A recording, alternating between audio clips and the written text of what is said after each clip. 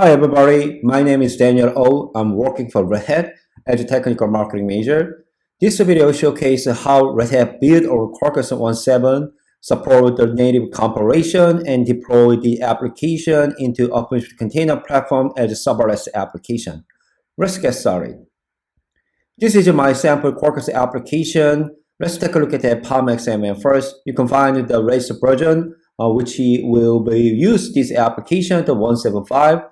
As you can see, and go to the source directory and take a look at that generate sample application here. This is just a hello world application to export the RESTful API and return just hello string.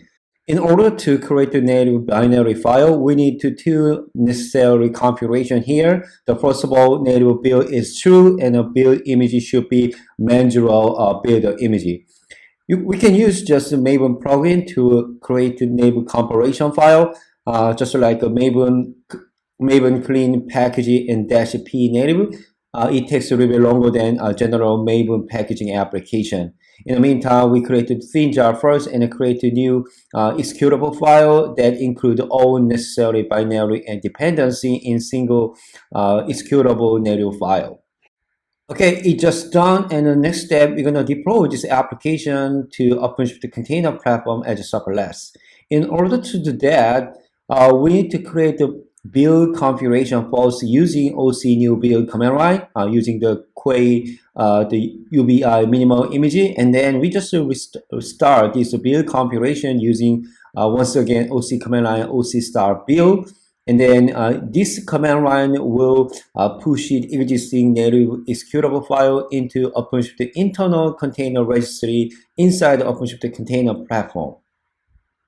So once this OC build is done, so the container image already pushing into our specific namespace and project. Let's take a look at which is project we will use.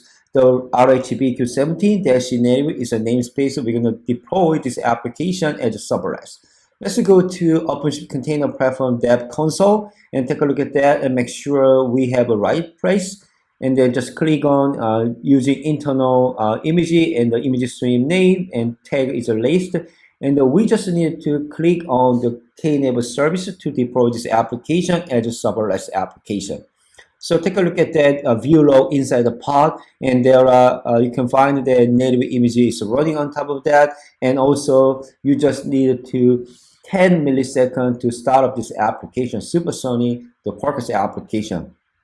And let's try to endpoint here. So hello, this is the RESTful endpoint, and the return text is hello, just like we saw in our sample application. All right. So go back to our application and let's try to change our application.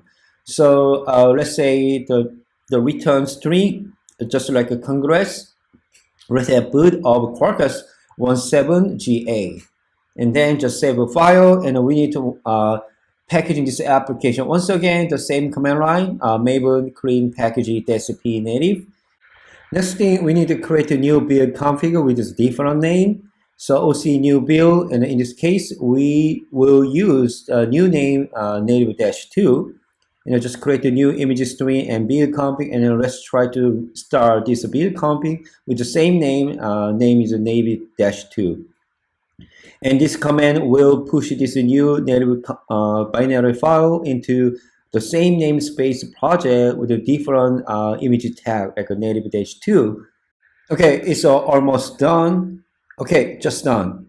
And then we just need to take a look at that the image stream here, and there you can find the two image stream, the native-1 and native-2.